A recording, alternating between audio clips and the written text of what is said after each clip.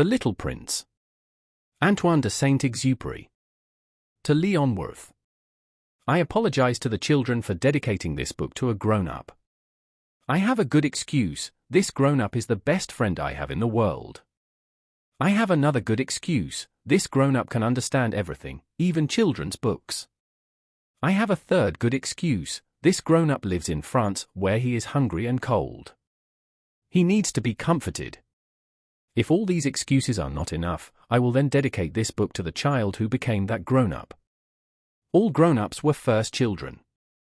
But few of them remember it. So I correct my dedication. To Leon Worth. When he was a little boy. When I was 6 years old, I once saw a magnificent picture in a book on the virgin forest, called Stories of Life. It was a boa constrictor that had swallowed a wild beast. Here is a copy of the drawing.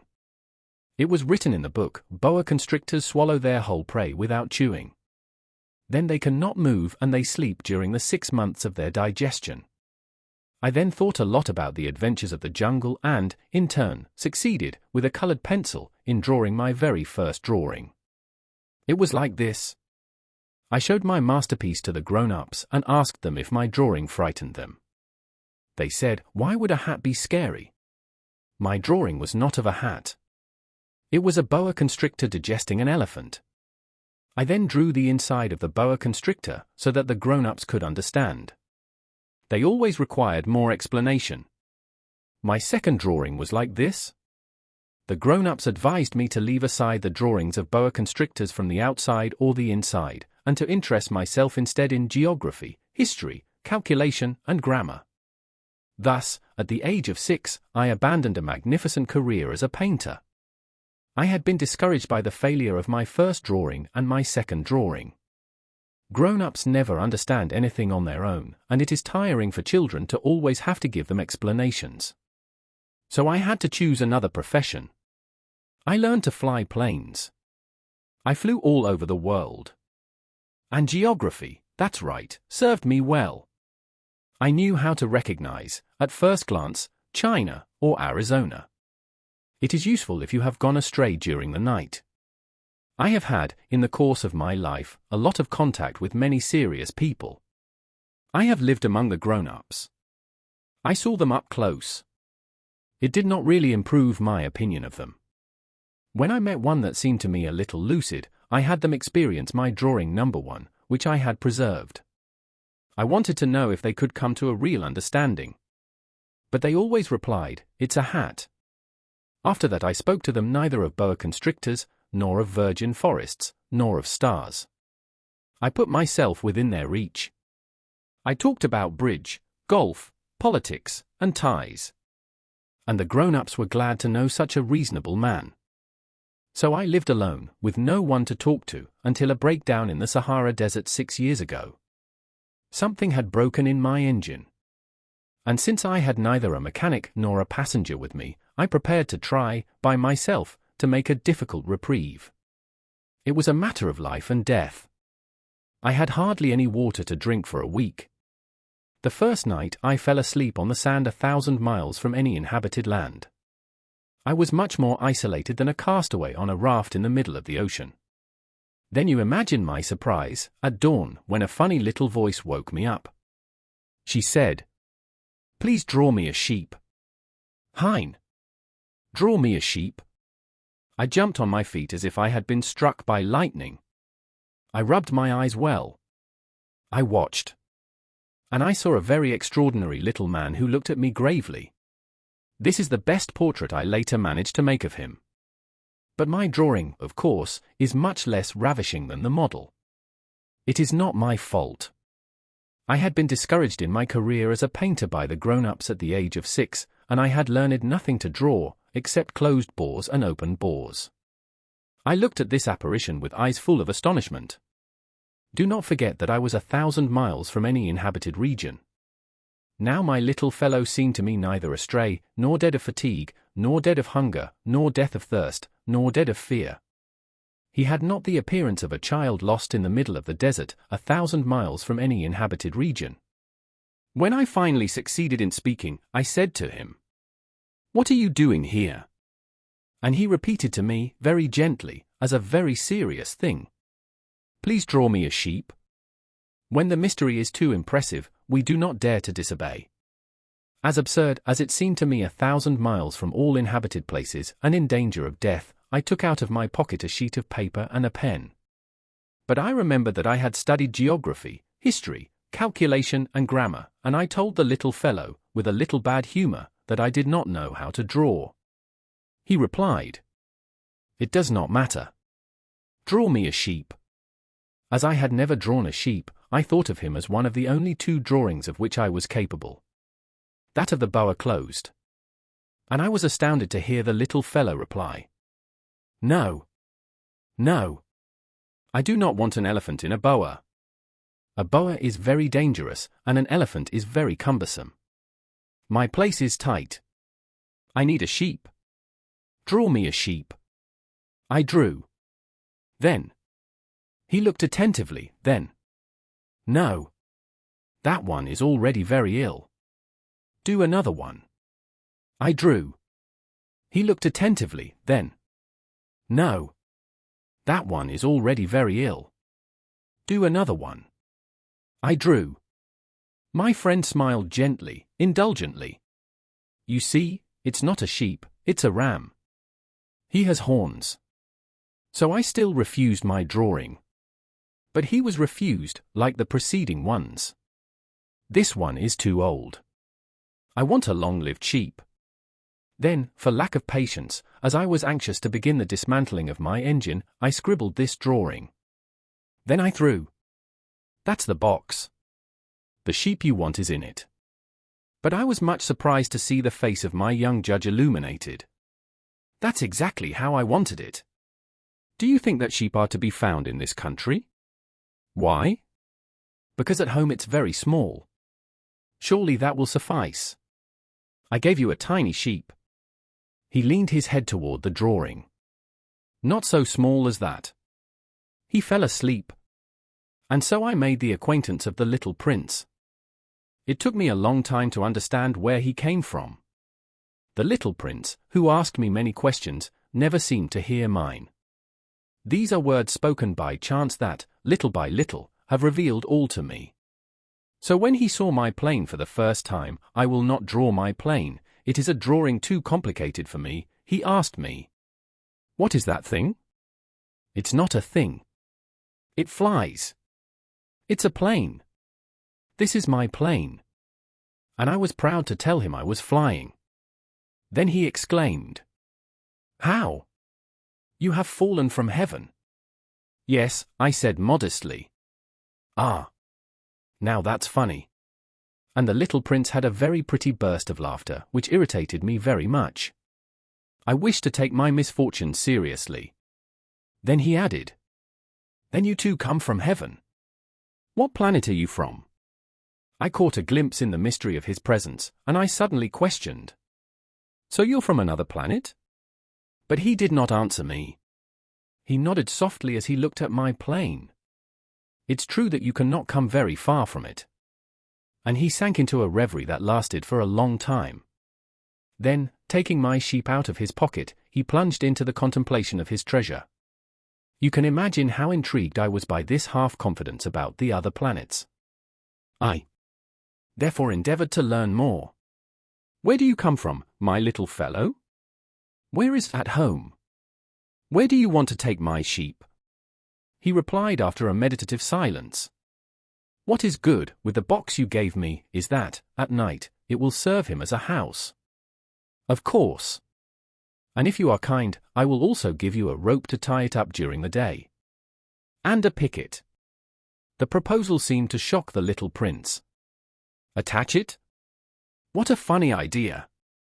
But if you do not tie him, he'll go anywhere and he'll get lost."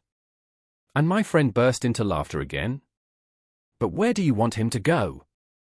"Anywhere. Right in front of him."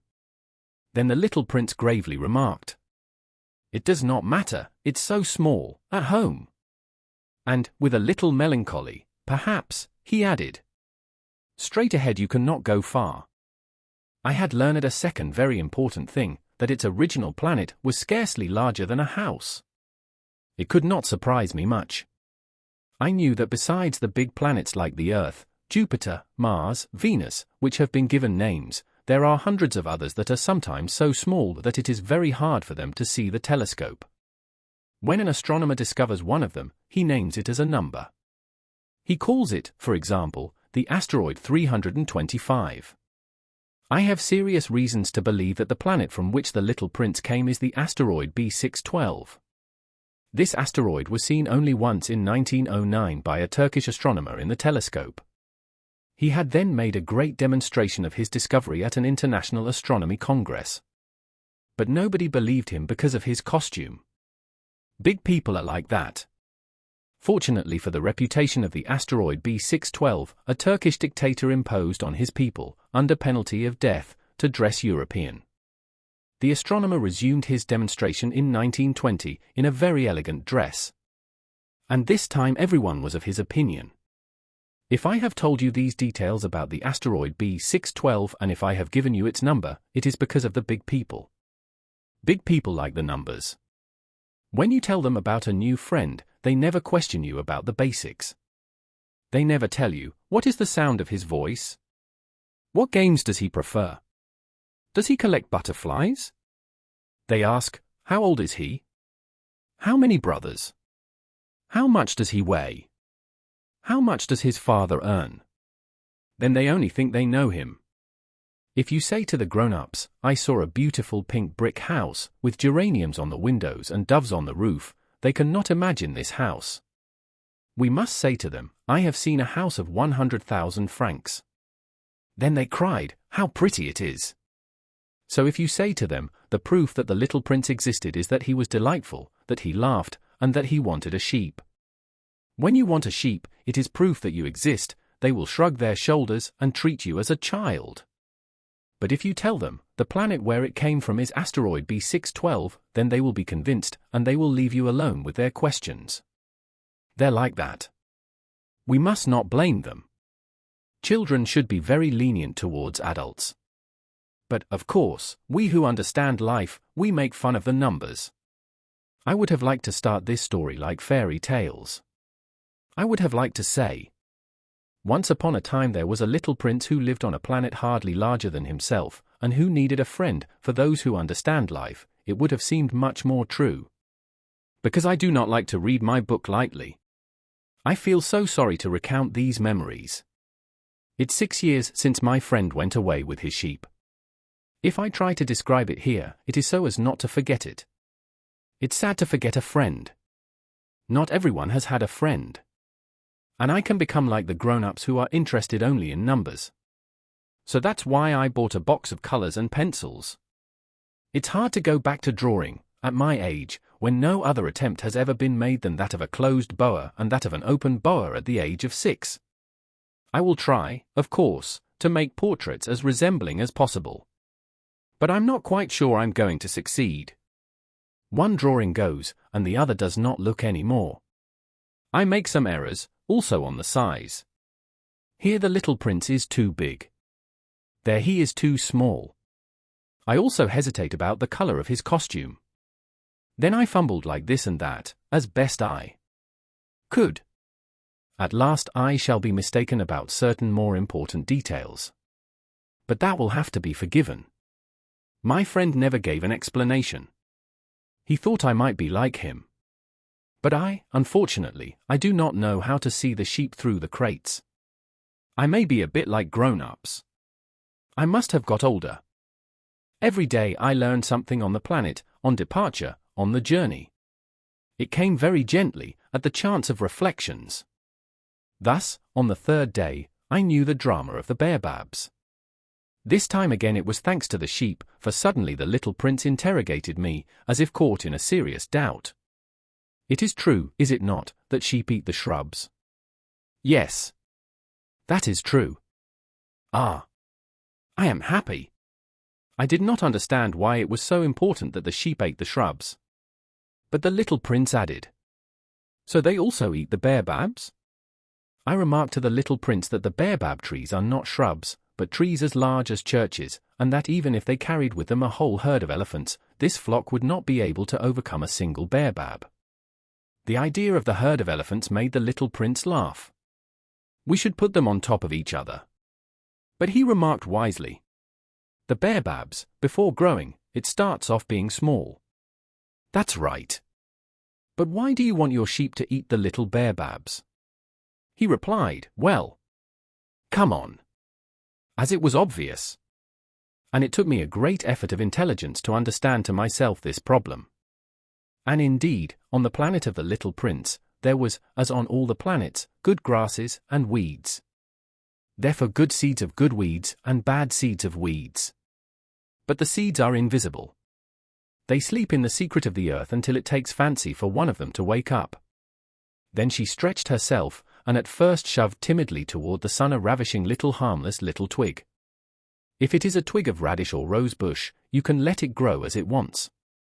But if it is a bad plant, it is necessary to tear the plant immediately, as soon as it is known to recognize it. Now there were terrible seeds on the planet of the little prince. These were the seeds of Baobabs. The soil of the planet was infested. Now a Baobab, if one takes it too late, one can never get rid of it any more. It encumbers the whole planet. He perforing her with his roots. And if the planet is too small, and if the Baobabs are too numerous, they make it burst. It's a matter of discipline, the little prince later told me. When you have finished your morning toilet, you have to do the toilet of the planet carefully. It is necessary to regularly bite the Baobabs as soon as they are distinguished from the roses to which they resemble very much when they are very young. It's a very boring job, but very easy. And one day he advised me to apply myself to a beautiful drawing, in order to bring it into the heads of the children of my house. If they travel one day, he said to me, that could serve them. It is sometimes inconvenient to postpone his work. But if it is a question of the Baobabs, it is always a catastrophe. I knew a planet, inhabited by a lazy. He had neglected 3 shrubs. And, on the instructions of the little prince, I drew this planet. I do not like to take the tone of a moralist. But the danger of the Baobabs is so little known, and the risks run by the one wandering in an asteroid are so considerable, that for once I am an exception to my reserve. I said, children, pay attention to the Baobabs. It was to warn my friends of the danger that they had been for a long time, like myself, without knowing it, that I had worked so much on this drawing. The lesson I gave was worth it. You may wonder, why are there not other drawings in this book as grandiose as the drawing of the Baobabs? The answer is very simple. I tried, but I could not succeed. When I drew the Baobabs, I was animated by the feeling of urgency. Ah! Little prince, I have understood, little by little, your little melancholy life. You had only for a long distraction the sweetness of the sunsets. I learned this new detail on the 4th day in the morning, when you said to me, I like the sunsets. Let's see a sunset. But you have to wait. Wait for what? Wait until the sun goes down. You looked very surprised at first, and then you laughed at yourself. And you said to me, I always feel at home. Indeed. When it is noon in the United States, the sun, as everyone knows, lies on France. It would be enough to be able to go to France in 1 minute to watch the sunset. Unfortunately, France is far too far away. But, on your little planet, it was enough for you to pull your chair a few steps. And you were watching twilight whenever you wished. One day, I saw the sun go down 44 times. And a little later you added, you know, when you're so sad you like the sunsets. So the day of the 44 times you were so sad? But the little prince did not answer. 7. The 5th day, always thanks to the sheep, this secret of the life of the little prince was revealed to me. He asked me brusquely, without preamble, as the fruit of a problem long meditated in silence. A sheep, if he eats the shrubs, he also eats the flowers? A sheep eats whatever he meets. Even flowers that have thorns? Yes. Even flowers that have thorns. Then the thorns, what are they for? I did not know. I was then very busy trying to unscrew a too tight bolt from my engine. I was very worried because my breakdown was beginning to appear very serious, and the drinking water that was exhausted made me fear the worst. Thorns, what are they used for? The little prince never renounced a question once he had asked it. I was irritated by my bolt, and I answered no matter what. Thorns are useless, it's pure wickedness on the part of flowers. Oh. But after a pause he threw me, with a sort of answer. I do not believe you. Flowers are weak. They are naive. They reassure themselves as best they can. They think they are terrible with their thorns. I made no reply. At that moment I said to myself, if this bolt still resists, I'll blow it up with a hammer. The little prince again disturbed my reflections. And you think that flowers? But no. But no. I do not believe anything. I answered anything. I am busy with serious things. He looked at me stunned. Serious things.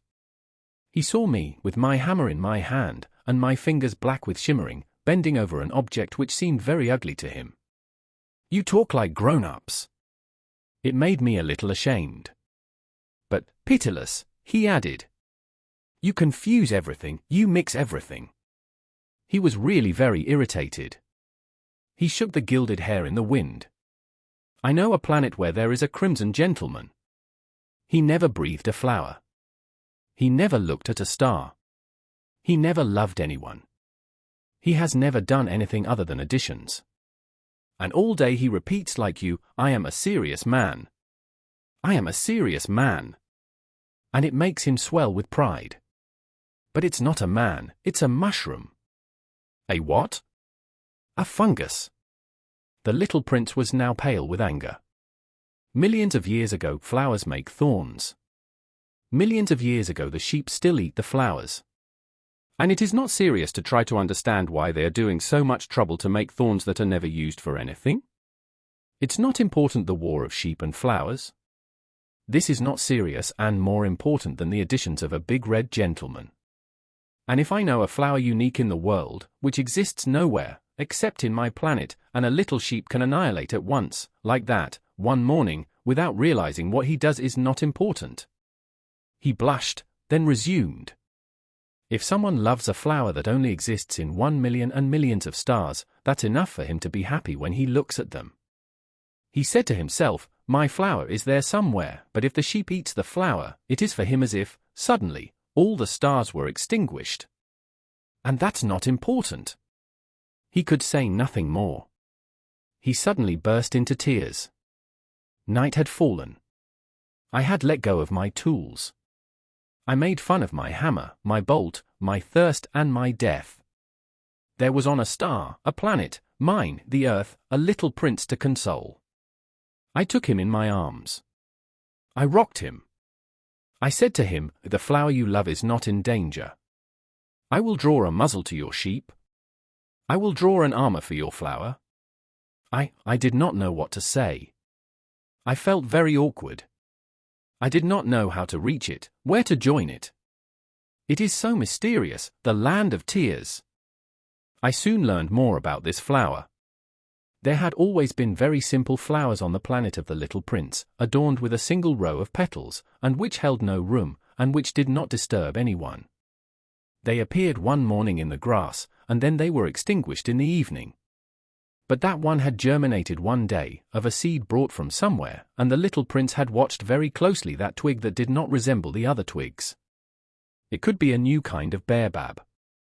But the shrub soon ceased to grow, and began to prepare a flower. The little prince, who was watching the installation of an enormous button, felt that a miraculous apparition would emerge, but the flower did not finish preparing to be beautiful, sheltered from his green room. She carefully chose her colors. She dressed slowly, she adjusted her petals one by one. She did not want to get out of it all like the poppies. She wanted to appear only in the full radiance of her beauty. Hey! Yes. She was very coquette. His mysterious dress had lasted days and days. And then one morning, just at sunrise, she had shown herself. And she, who had worked so precisely, said in yawning, "Ah, I'm just waking up. I beg your pardon. I'm still disheveled."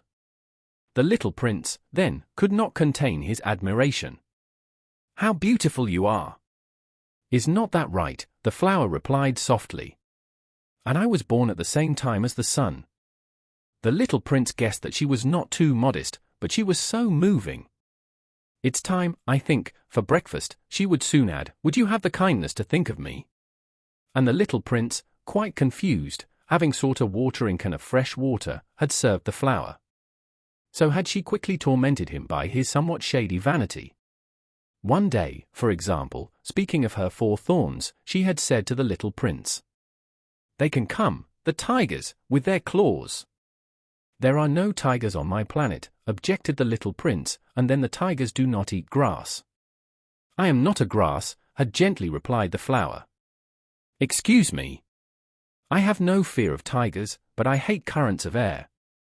"You would not have a screen." "Horror of drafts, it is not luck, for a plant," had noticed the little prince.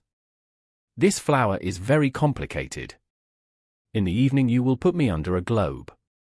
It's very cold at home. It's badly installed. Where I come from." But she had interrupted herself. It had come in the form of a seed. She had not known anything about other worlds.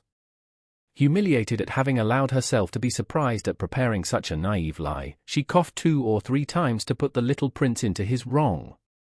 "This screen. I was going to get him, but you were talking to me." Then she had forced her cough to inflict remorse. Thus the little prince, notwithstanding the goodwill of his love, soon doubted her. He had taken unimportant words seriously, and had become very unhappy. "I should not have listened to him," he confided to me one day. "You must never listen to flowers. You have to look at them and breathe them. Mine embalmed my planet, but I could not rejoice. This story of claws, which had so annoyed me, should have tempted me." He again confided to me. "I did not understand anything. I should have judged her on the acts and not the words. She embarrassed me and enlightened me. I should never have fled. I should have guessed his tenderness behind his poor tricks. The flowers are so contradictory. But I was too young to know how to love him. I believe that he took advantage of a migration of wild birds for his escape.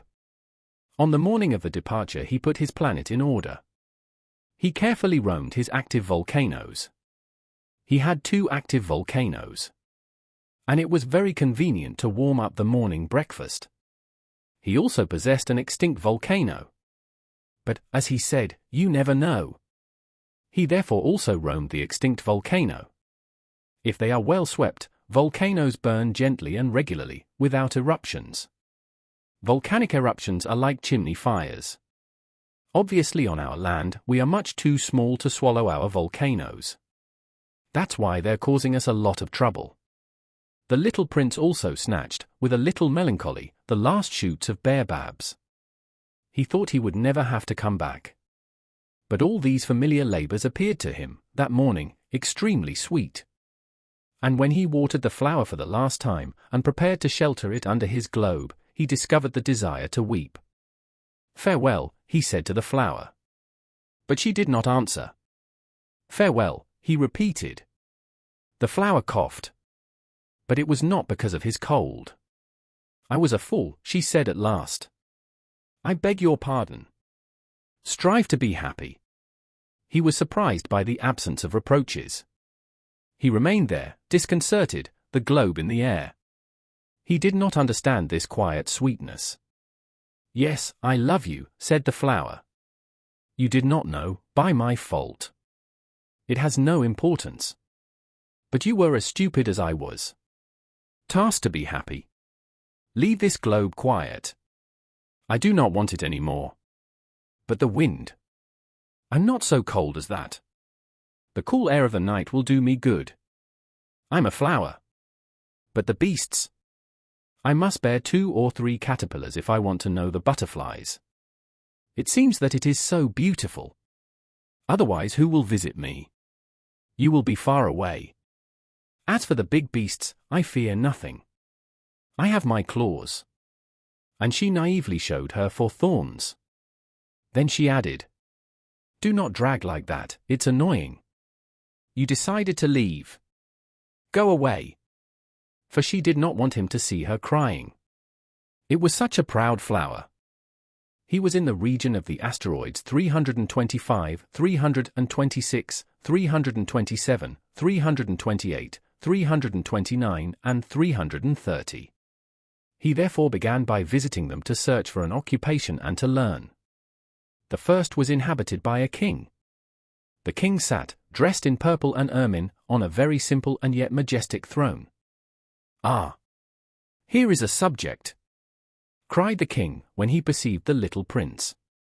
And the little prince asked himself, "How can he recognize me, since he has never seen me before?"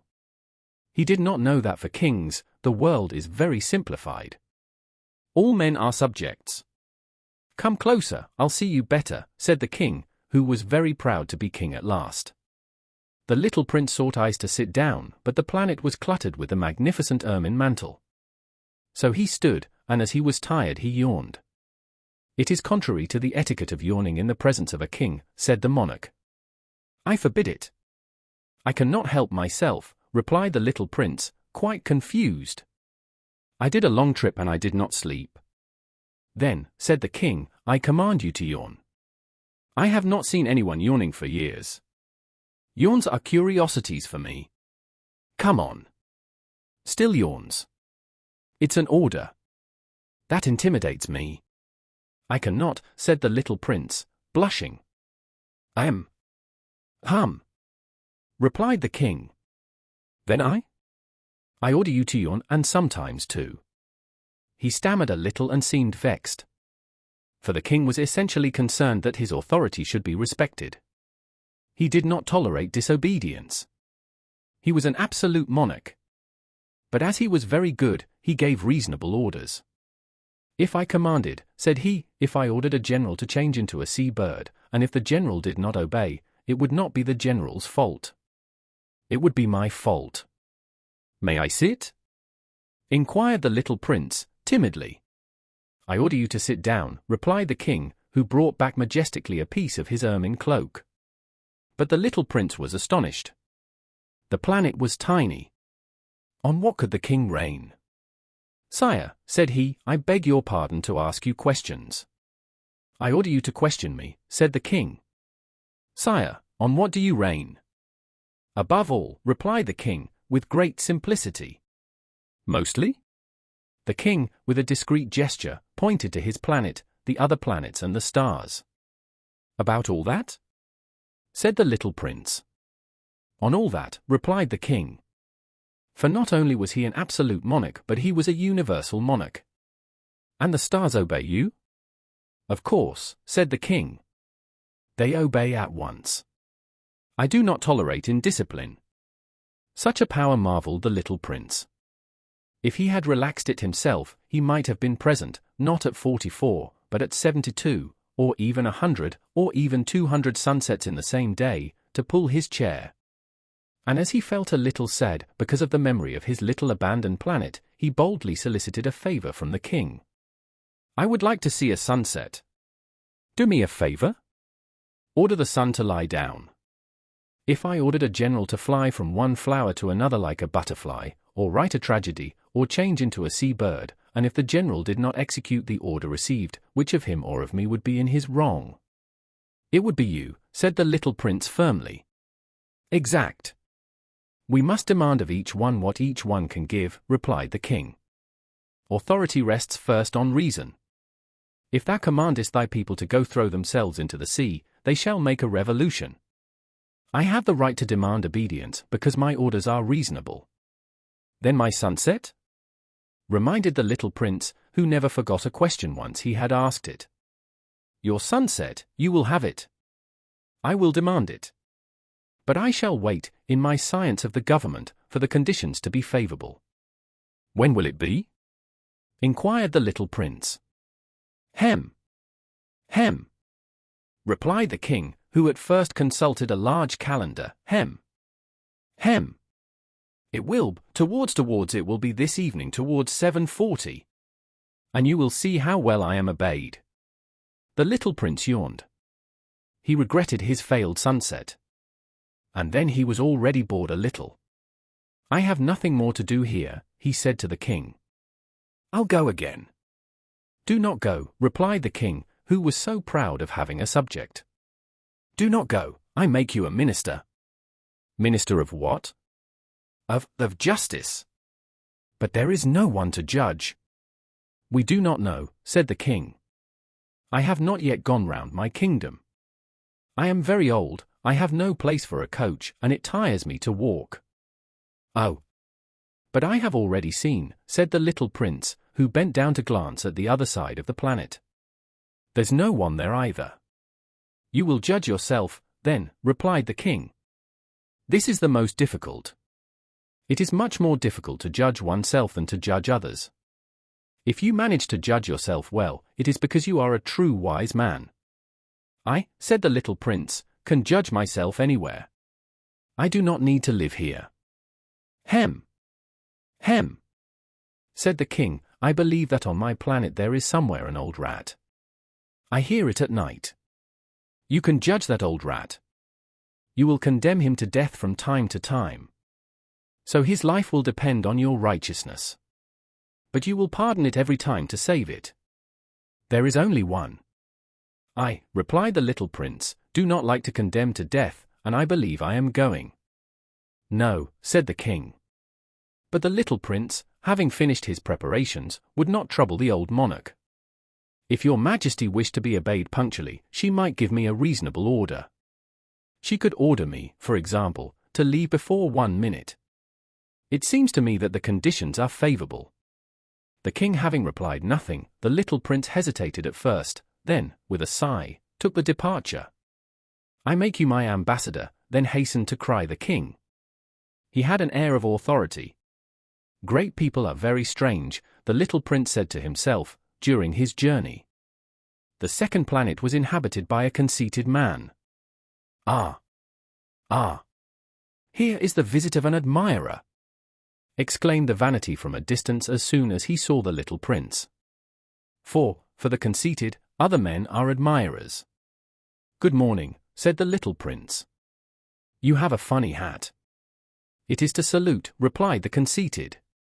It is to greet when I am acclaimed. Unfortunately it never passes anybody here. A yes? Said the little prince, who did not understand. Strike your hands one against the other, advised the conceited man. The little prince struck his hands against each other. The conceited man modestly saluted his hat. This is more amusing than the visit to the king, said the little prince to himself. And he began again to strike his hands one against the other. The conceited man began to salute, raising his hat. After 5 minutes of exercise the little prince got tired of the monotony of the game. And so that the hat falls, he asked, what is to be done? But the vain did not hear it. Vainites never hear anything but praise. Do you really admire me a lot? He asked the little prince. What does it mean to admire? To admire means to recognize that I am the most beautiful, the best dressed, the richest and the most intelligent man on the planet. But you're alone on your planet. Make me this pleasure. Admire me anyway. I admire you, said the little prince, shrugging his shoulders a little, but how can that interest you? And the little prince departed. The grown-ups are decidedly bizarre, he told himself simply during his journey. The next planet was inhabited by a drinker. This visit was very short, but she plunged the little prince into a great melancholy. What are you doing here? He said to the drinker, whom he found installed in silence before a collection of empty bottles and a collection of full bottles. I drink, replied the drinker, with a lugubrious air. Why do you drink? Asked the little prince. To forget, replied the drinker. To forget what? Inquired the little prince, who already pitied him. To forget that I am ashamed, confessed the drinker, lowering his head. Shame on what? Inquired the little prince, who wished to succor him. Shame on you to drink? Finished the drinker, who locked himself up in silence. And the little prince left, puzzled. Big people are definitely very bizarre, he told himself during the trip. The fourth planet was that of the businessman. This man was so busy that he did not even raise his head at the arrival of the little prince. Good morning, said the latter. Your cigarette is extinguished. 3 and 2 are 5. 5 and 7 12. 12 and 3. Hello. 15 and 92. 22 and 6 8. No time to turn it back on. 26 and 5 31. Phew. So it's 501,622,731. 500 million of what? Hey? You're still here? 500 million. I do not know. I have so much work. I am serious, I do not amuse myself with nonsense. 2 and 5. 500 million of what? Repeated the little prince, who, in his life, had never announced a question once he had asked it. The businessman raised his head. For the past 54 years I have lived on this planet, I have only been disturbed 3 times. The first time it was 22 years ago, by a cockchart that had fallen, God knows where. He spread a terrible noise, and I made 4 errors in an addition. The second time, 11 years ago, was a crisis of rheumatism. I lack exercise. I do not have time to stroll. I'm serious. The third time, here it is. So I said 500 million. Millions of what? The businessman understood that there was no hope of peace. Millions of these little things that one sees sometimes in the sky. Flies? But no, little things that shine. Bees? But no. Little golden things that make the idlers laugh. But I am serious. I do not have time to daydream. Ah. Stars? That's right. Stars. And what do you do with 500 million stars? 501,622,731. I am serious, I am precise. And what do you do with these stars? What do I do with it? Yes. Nothing. I own them. You got the stars? Yes. But I've already seen a king who dash. Kings do not possess. They reign over. It is very different. And what is the use of possessing the stars? It's good for me to be rich. And what does it cost you to be rich?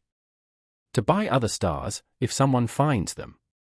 That one, said the little prince to himself, he reasoned a little like my drunkard. However, he asked further questions. How can one possess the stars? Who are they? Riposter, grumpy, businessman. I do not know. To no one. Then they belong to me, for I thought of it first. That's enough? Of course. When you find a diamond that belongs to no one, it is yours. When you find an island that belongs to no one, it is yours. When you have an idea first, you patent it, it is yours. And I possess the stars, since no one before me thought of possessing them. That is true, said the little prince. And what do you do with it? I deal with them. I count them and recount them, says the businessman. It's difficult. But I am a serious man. The little prince was not satisfied yet. If I have a scarf, I can put it around my neck and take it away. If I possess a flower, can pluck my flower and carry it away. But you cannot pick the stars. No, but I can put them in a bank. What does it mean? That means I write on a little paper the number of my stars. And then I lock this paper in a drawer. And that's all? That's enough. It's amusing, thought the little prince. It's pretty poetic. But it is not very serious. The little prince had very different ideas about the serious things of the ideas of the grown-up. He said again, have a flower that I water every day. I have 3 volcanoes that I shake every week. For I also sweep away the extinct one. We never know. It is useful to my volcanoes, and it is useful to my flower, that I possess them. But you are not useful to the stars. The businessman opened his mouth but found no answer, and the little prince left. The grown-ups are definitely quite extraordinary, he said simply to himself during the journey. The 5th planet was very curious. It was the smallest of them all. There was just enough room to house a lamppost and a street lamp lighter. The little prince could not explain how a street lamp and a lamplighter could be used, somewhere in the sky, on a planet without a house or a population. However, he said to himself, maybe this man is absurd. However, it is less absurd than the king, the vain, the businessman and the drinker. At least his work makes sense. When he lights his lamppost, it is as if he were creating another star, or a flower. When he turns off his lamppost, it puts the flower or the star to sleep. It is a very pretty occupation. This is really useful since it is beautiful. When he approached the planet, he greeted the lighter respectfully. Hello. Why did you just turn off your street lamp? That is the order, replied the lighter. Hello. What is the deposit?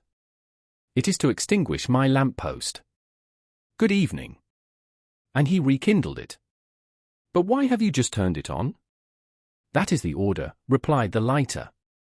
I do not understand, said the little prince. There is nothing to understand, said the lighter. The set point is the set point. Hello. And he put out his street lamp. Then he wiped his forehead with a red-checked handkerchief. I am doing a terrible trade there. It was reasonable in the past. I switched off in the morning and switched on at night. I had the rest of the day to rest, and the rest of the night to sleep. And since that time the order has changed? The order has not changed, said the lighter. That is the tragedy. The planet from year to year has turned faster and faster, and the deposit has not changed. So? Said the little prince. So now that she is doing one turn a minute, I have no more rest. I turn on and off once a minute. Now that's funny. The days at your house last a minute. It's not funny at all, said the lighter. It's been a month since we've been talking together. A month? Yes. 30 minutes. 30 days. Good evening. And he reignited his lamppost. The little prince looked at him and he loved this lighter who was so faithful to the instructions. He remembered the sunsets that he himself once went looking for, drawing his chair. He wanted to help his friend. You know. I know a way to rest when you want, I always want, said the lighter. For one can be both faithful and lazy. The little prince continued. Your planet is so small that you go around it in 3 strides. You only have to walk slowly to stay in the sun. When you want to rest you will walk, and the day will last as long as you want. It does not help me much, said the lighter. What I like about life is sleeping. It's not lucky, said the little prince. No luck, said the lighter. Hello. And he put out his street lamp. That one, said the little prince, as he pursued his journey further, he would be despised by all the others, by the king, by the vain, by the drinker, by the businessman. However, it is the only one that does not seem ridiculous to me. It is, perhaps, because he cares about nothing but himself. He sighed with regret and said to himself again, this is the only one I could have made my friend. But his planet is really too small. There is no room for 2. What the little prince did not dare to admit was that he regretted this blessed planet because, above all, of the 1,440 sunsets in 24 hours. The 6th planet was a planet 10 times larger. It was inhabited by an old gentleman who wrote enormous books. Here is an explorer, cried he, when he perceived the little prince. The little prince sat down on the table and breathed a little. He already had traveled so much. Where do you come from? Said the old gentleman. What is this big book? Said the little prince. What are you doing here? I am a geographer, said the old gentleman.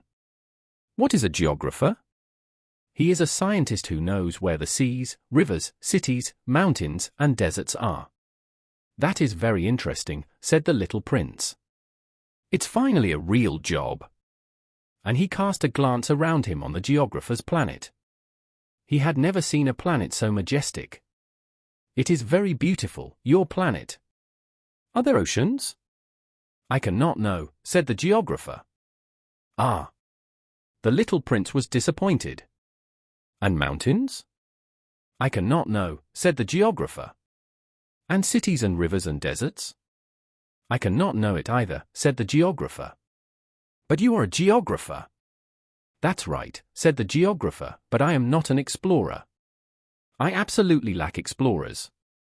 It is not the geographer who will count cities, rivers, mountains, seas, oceans, and deserts. The geographer is too important to stroll. He does not leave his office. But he receives the explorers there. He interrogates them, and takes note of their memories. And if the memories of one of them seem interesting to him, the geographer makes investigate the morality of the explorer. Why this? Because an explorer who lies would cause catastrophes in the books of geography. And also an explorer who would drink too much. Why this? Said the little prince. Because drunks see double. Then the geographer would note 2 mountains, where there is only one. I know somebody, said the little prince, who would be a bad explorer. It's possible. So when the morality of the explorer seems good, an inquiry is made into his discovery. We will see? No. It's too complicated. But the explorer is required to provide evidence. If, for example, the discovery of a large mountain is required, it is required to bring large stones. The geographer was suddenly moved. But you come from a distance. You're an explorer. You're going to describe your planet. And the geographer, having opened his register, cut his pencil. We first note in pencil the narratives of the explorers. It is expected to note in ink that the explorer has provided evidence. So? Inquired the geographer.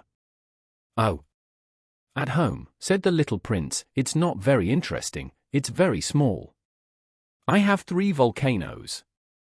2 active volcanoes, and an extinct volcano. But we never know. You never know, said the geographer. I also have a flower. We do not notice flowers, said the geographer. Why this?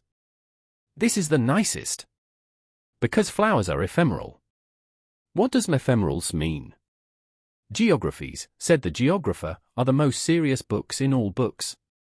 They never go out of style. It is very rare that a mountain changes its place. It is very rare that an ocean empties its water. We write eternal things. But the extinct volcanoes can wake up, interrupted the little prince. What does ephemerals mean? Whether volcanoes are extinguished or awakened is the same for us, said the geographer.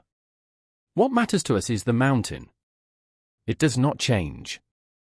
But what does ephemerals mean? Repeated the little prince, who had never given up a question in his life once he had asked it. It means who is threatened with the near disappearance. My flower is threatened with disappearance soon. Of course. My flower is ephemeral, thought the little prince, and she has only 4 thorns to defend herself against the world. And I left her alone with me. This was his first movement of regret. But he resumed his courage. What do you advise me to visit? He asked. Planet Earth, replied the geographer. She has a good reputation. And the little prince went away, thinking of his flower. The 7th planet was therefore the Earth. The Earth is not a planet of any kind. There are 111 kings, not forgetting, of course, the Negro kings, 7,000 geographers, 900,000 businessmen, 7.5 million drunkards, 311 million vain, about 2 billion large people. To give you an idea of the dimensions of the Earth, I will tell you that before the invention of electricity there was to be maintained on all 6 continents a genuine army of 462,511 lighters of street lamps. Seen from a little distance it made a splendid effect. The movements of this army were regulated like those of an operatic ballet. First came the turn of street lamp lighterers from New Zealand and Australia. Then, having lit their lanterns, they went to sleep. Then the dancers of the lamps of China and Siberia entered the dance. Then they also slipped backstage. Then came the turn of the lighters of street lamps of Russia and the Indies. Then those of Africa and Europe. Then those of South America. Then those of North America.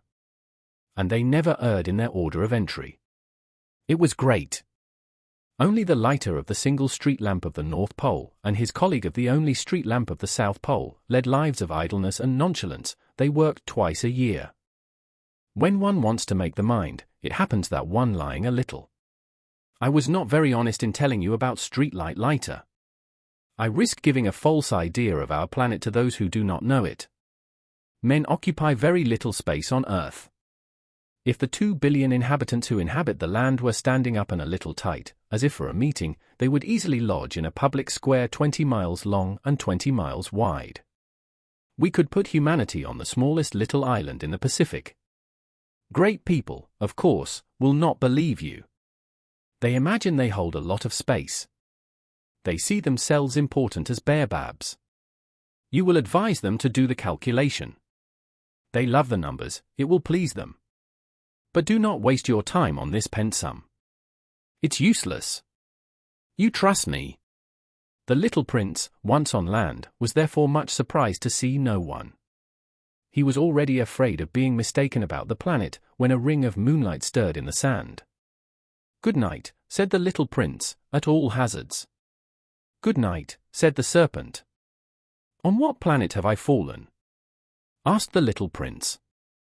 "On the earth, in Africa," replied the serpent. "Ah. So there is nobody on Earth? Here is the desert. There is no one in the deserts." "The earth is great," says the serpent. The little prince sat down on a stone and raised his eyes to the sky. "I wonder," he said, "if the stars are illuminated so that everyone can one day find his own. Look at my planet. She's just above us.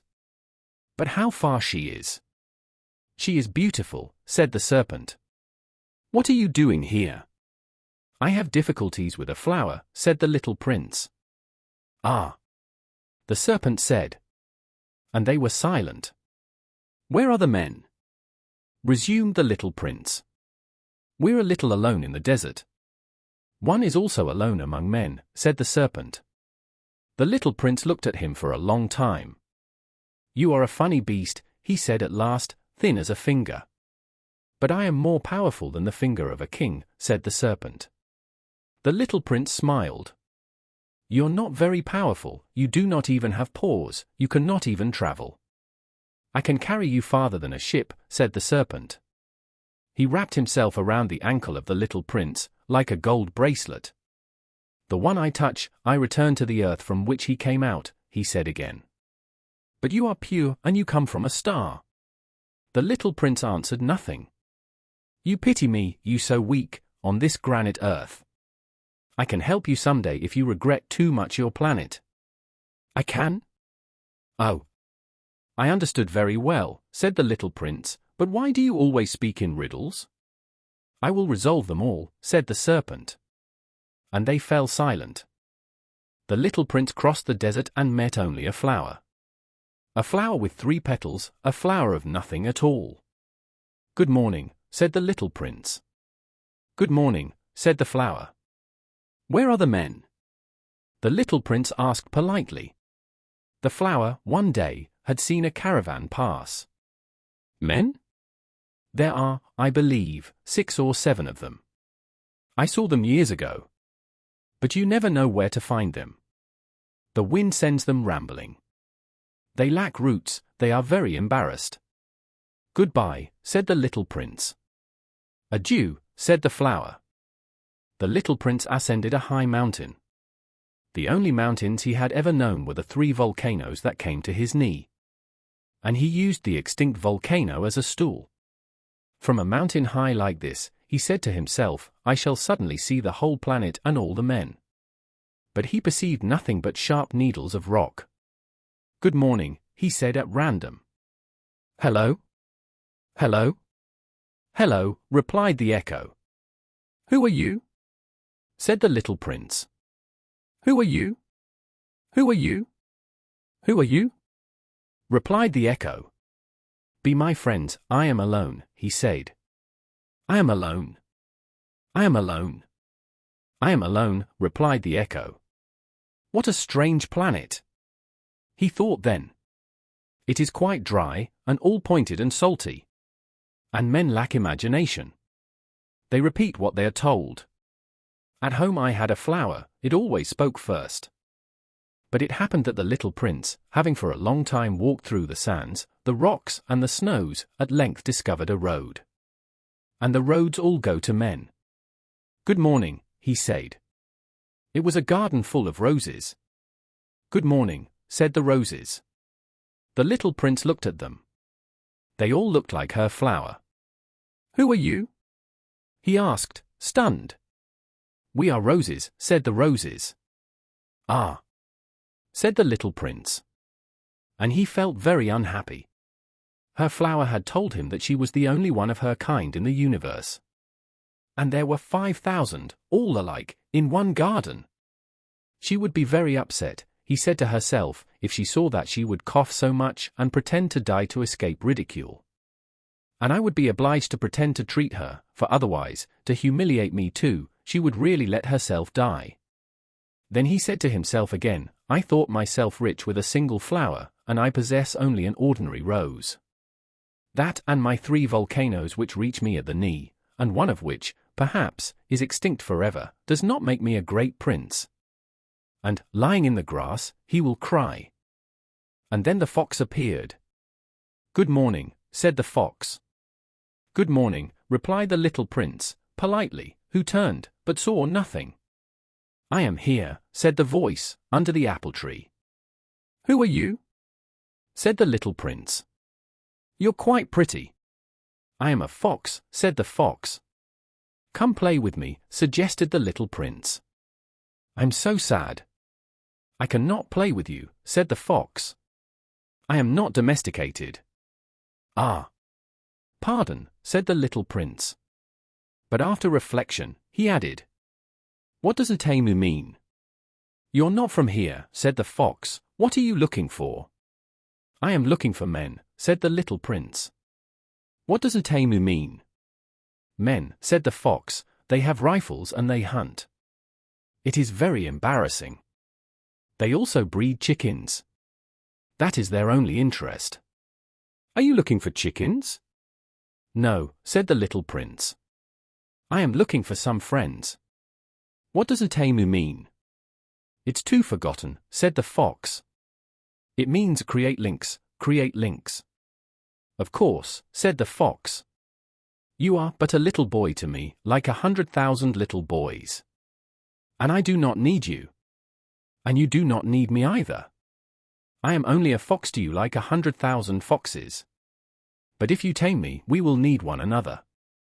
You will be unique in the world for me. I will be for you unique in the world." "I begin to understand," said the little prince. "There is a flower. I think she tamed me." "It is possible," said the fox. "We see all sorts of things on earth, oh." "It is not on earth," said the little prince. The fox seemed very intrigued. "On another planet?" "Yes."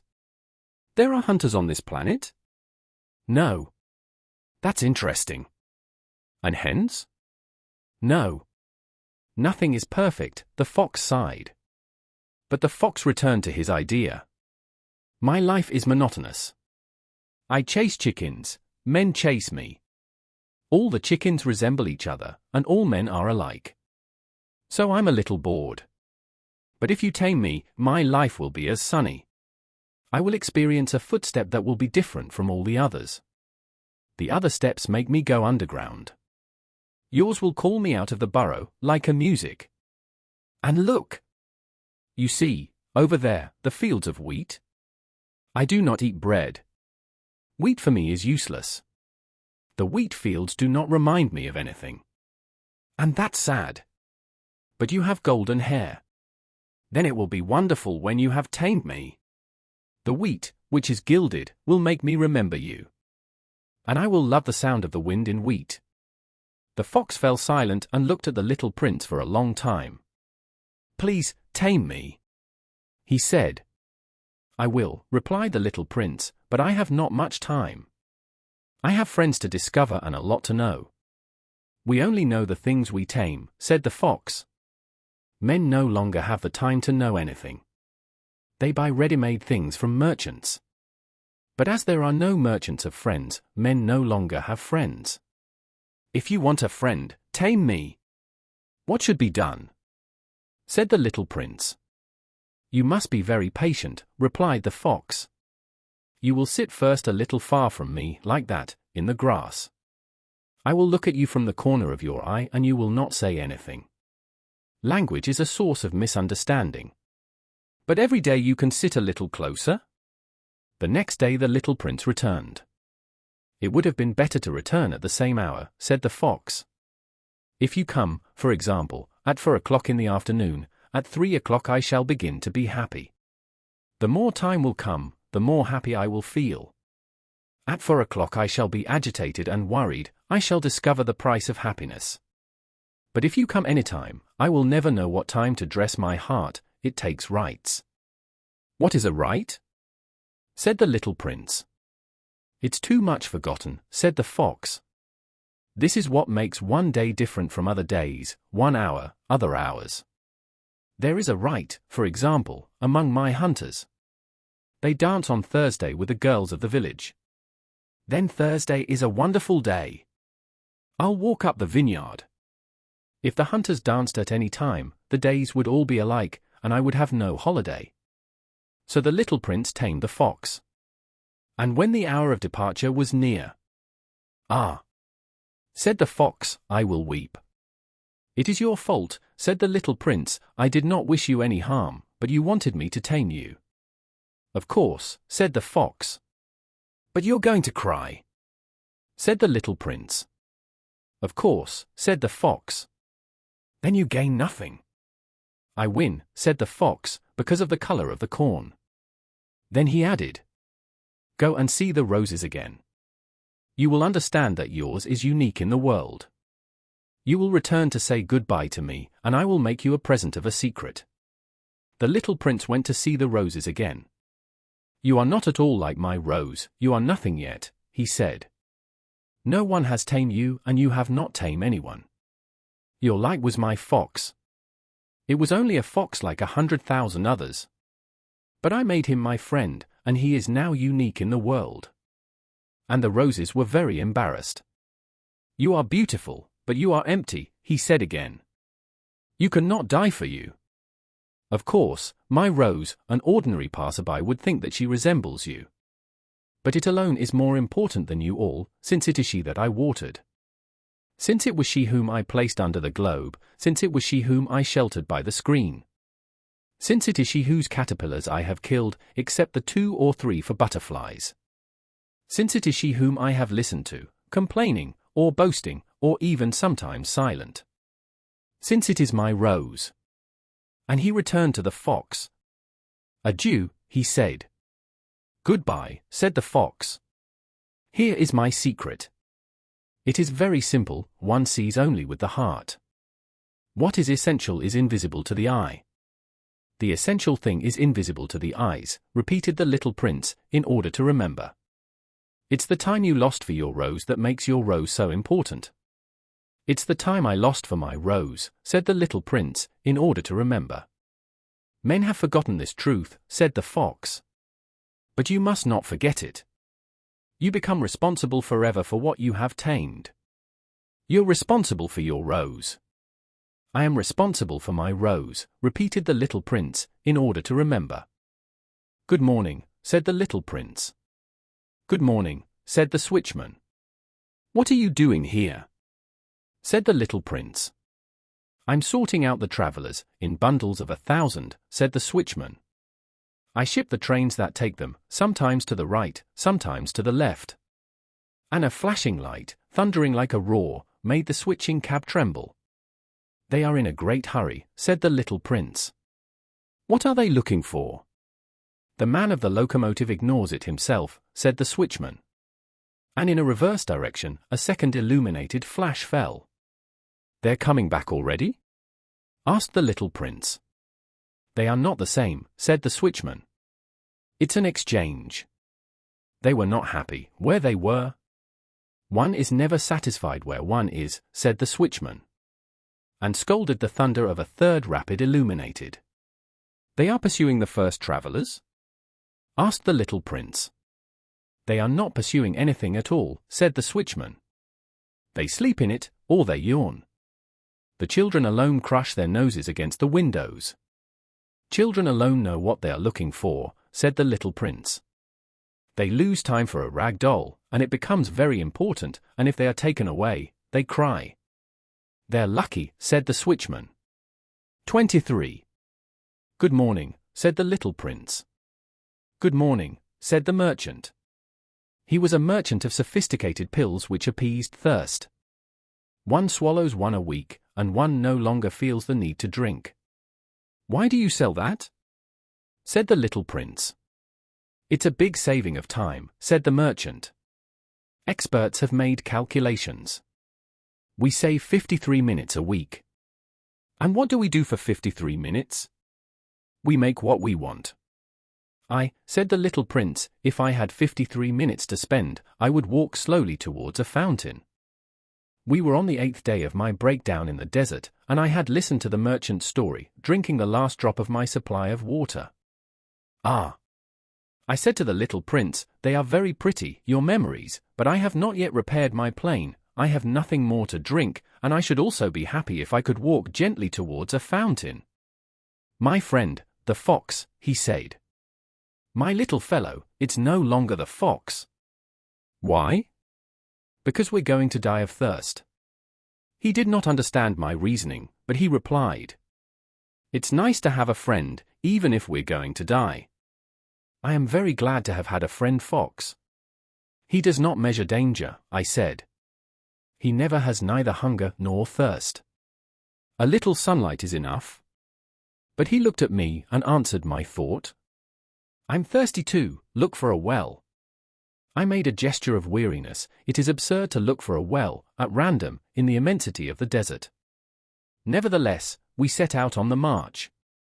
When we had walked for hours, in silence, night fell, and the stars began to light. I saw them as if in a dream, having a little fever, because of my thirst.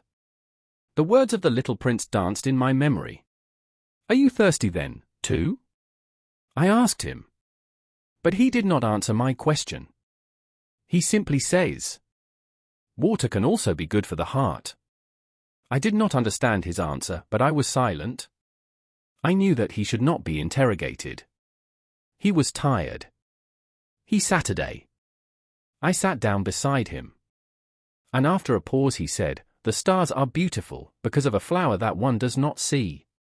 I answered of course, and I looked, without speaking, the folds of sand under the moon. The desert is beautiful, he added. And it was true. I have always loved the desert. It sits on a sand dune. We see nothing. Nothing is heard. And yet something radiates in silence. What beautifies the desert, said the little prince, is that he hides a well somewhere. I was surprised to suddenly understand this mysterious radiance of the sand. When I was a little boy I lived in an old house, and legend had it that a treasure was buried there. Of course, no one has ever discovered it, nor perhaps even sought it. But he delighted the whole house. My house hid a secret in the depths of her heart. Yes, said I to the little prince, whether it be the house, the stars, or the desert, what makes their beauty invisible? I am satisfied, he said, that you agree with my fox. As the little prince fell asleep, I took him in my arms, and set off again. I was touched. It seemed to me to carry a fragile treasure. It even seemed to me that there was nothing more fragile on earth. In the light of the moon I looked at that pale brow, those closed eyes, the locks of hair that trembled in the wind, and I said to myself, what I see here is only a bark. The most important is invisible. As his half-opened lips were half smiling, I said to myself, what moves me so strongly about this little prince asleep is his fidelity to a flower. It is the image of a rose radiates in him like the flame of a lamp, even when he sleeps. And I guessed it even more fragile. It is necessary to protect the lamps, a gust of wind can extinguish them. And, walking thus, I discovered the well at dawn. Men, said the little prince, they go into the rapids, but they do not know what they are looking for. Then they move and turn in circles. And he added, it's not worth it. The well we reached did not resemble the Saharan wells. The Saharan wells are simple holes dug in the sand. This one resembled a village well. But there was no village there, and I thought I was dreaming. It's strange, I said to the little prince, everything is ready, the pulley, the bucket and the rope. He laughed, touched the rope, and pulled the pulley. And the pulley moaned as an old weathervane moaned when the wind had long slept. You hear, said the little prince, we awaken this well and sings. I did not want him to make an effort. Let me do it, I said, it's too heavy for you. Slowly I hoisted the bucket up to the curb. I installed him there plumb. In my ears was the song of the pulley, and in the still trembling water I saw the sun shaking. I am thirsty for that water, said the little prince, give me something to drink. And I understood what he had been looking for. I lifted the bucket to her lips. He drank, his eyes closed. It was as sweet as a party.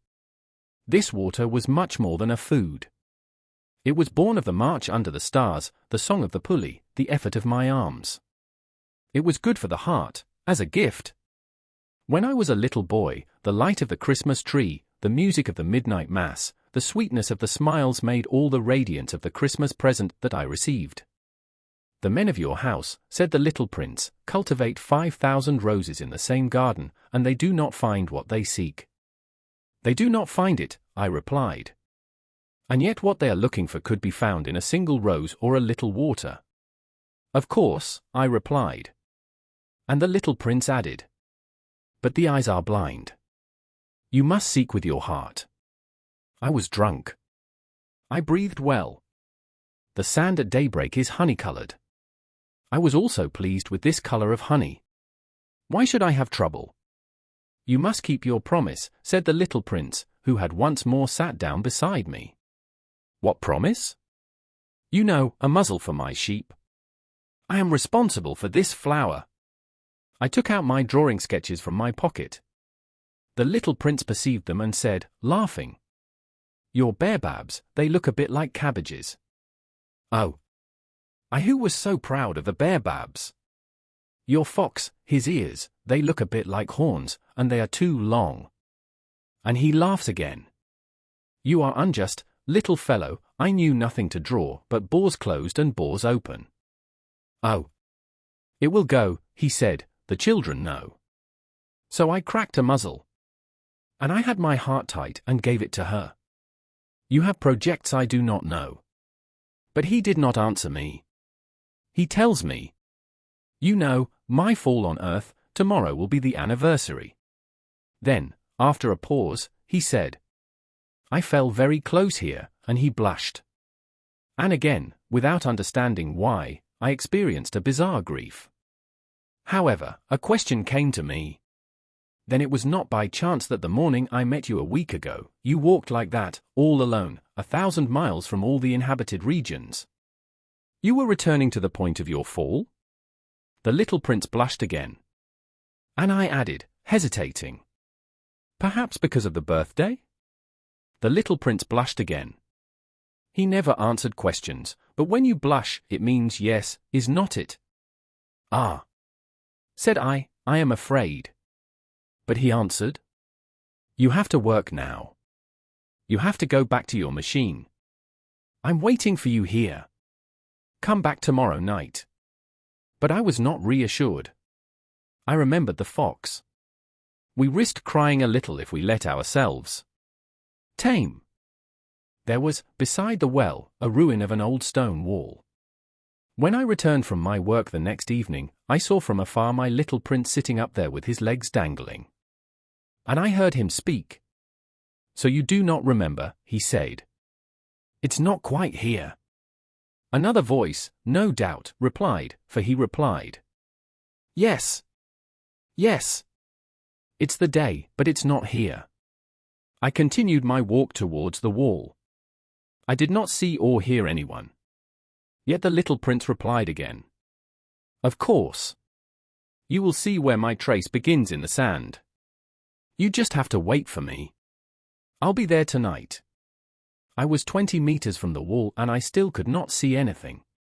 The little prince said again, after a silence. You have good venom? Are you sure you will not make me suffer for a long time? I stopped, my heart tight, but I still did not understand. Now go, he said, I want to go down again. Then I lowered my eyes to the foot of the wall, and I jumped. He was there, standing toward the little prince, one of those yellow snakes that execute you in 30 seconds. As I rummaged through my pocket to take out my revolver, I took the step, but at the noise I made, the serpent slowly sank into the sand, like a stream of water that dies, pressing, slipped between the stones with a slight metallic sound. I reached the wall just in time to receive in my arms my little prince, pale as snow. What is that story? You talk now with snakes. I had undone his eternal golden cowl. I had wet her temples and made her drink. And now I dared not ask him anything. He looked at me gravely and wrapped his arms around me. I felt his heart beat like that of a bird that dies when it has been shot with a rifle. He tells me, I'm glad you found what was missing from your machine. You can go home. How do you know? I had just told him that, against all hope, I had succeeded in my work. He did not answer my question, but he added, I too, today, go home. Attraction.jpg. Then, melancholy. It's much further, it's much harder. I felt that something extraordinary was happening. I held him in his arms like a little child, and yet it seemed to me that he was flowing vertically into an abyss without anything to restrain him. He had a serious look, lost very far. I have your sheep. And I have the case for the sheep. And I have the muzzle. And he smiled with melancholy. I waited a long time. I felt that it was getting warmer by degrees.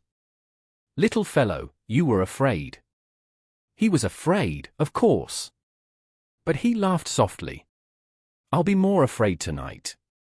Again I felt cold from the feeling of the irreparable. And I realized that I could not bear the idea of never hearing this laugh again. It was for me like a fountain in the desert. Little fellow, I still want to hear you laugh, but he said to me, tonight it will be a year. My star will be just above the place where I fell last year. Little fellow, is it not a bad dream of a snake, a rendezvous, and a star? But he did not answer my question. He tells me, what's important is not seen. Of course. It's like the flower. If you love a flower that is in a star, it's sweet, at night, to look at the sky. All the stars are flourished. Of course. It's like water. The one you gave me to drink was like music, because of the pulley and the rope, you remember, it was good. Of course. You will watch, at night, the stars. It's too small for me to show you where mine is. It's better like that. My star, it will be for you one of the stars. So, all the stars, you will love to look at them. They will be all your friends. And then I'll give you a present, he laughed again. Ah. Little fellow, I like to hear this laughter. It will be my gift, it will be like water. What do you mean? People have stars that are not the same. For some, who travel, the stars are guides. For others they are nothing but small lights. For others who are scholars they are problems. For my businessmen they were gold. But all these stars are silent. You will have stars like no one has. What do you mean? When you look at the sky at night, since I will live in one of them, since I will laugh in one of them, then it will be for you as if all the stars were laughing. You will have stars that can laugh. And he laughs again. And when you are comforted, we always console ourselves, you will be glad to have known me. You will always be my friend. You'll want to laugh with me. And sometimes you'll open your window for fun. And your friends will be astonished to see you laughing at the sky. Then you will say to them, yes, the stars, it always makes me laugh. And they will believe you crazy. I'll have played you a nasty trick, and he laughs again. It will be as if I had given you, instead of stars, lots of little bells that know how to laugh. And he laughs again. Then he became serious again. That night, you know, do not come. I will not leave you. I shall look as if I am in pain. I shall look a little like die. It's like that. Do not come and see this, it's not worth it. I will not leave you. But he was anxious. I tell you that, it's because of the snake as well. He must not bite you. Snakes are bad. It can bite for fun, I will not leave you. But something reassured him. It's true they have no more venom for the second bite. That night I did not see him set off. He had escaped quietly. When I succeeded in joining him, he walked resolutely, with a rapid step. He only said to me, "Ah, you are the..." And he took me by the hand. But he was still tormented. "You were wrong. You'll have trouble. I shall look as if I am dead, and it will not be true." I was silent. "You understand. It is too far. I cannot carry that body. It's too heavy." I was silent. "But it will be like an old abandoned bark. It's not sad, the old bark." I was silent. He was discouraged a little. But he made another effort. "It'll be nice, you know. I too will look at the stars. All the stars will be wells with a rusty pulley. All the stars will pour me to drink." I was silent. "It will be so much fun. You will have 500 million bells, I will have 500 million fountains." And he was silent too, because he was crying. "It's here. Let me step on my own." And he sat down because he was afraid. He says, "You know, my flower? I am responsible. And she's so weak. And she's so naive. She has 4 thorns of nothing to protect her from the world." I sat down because I could not stand.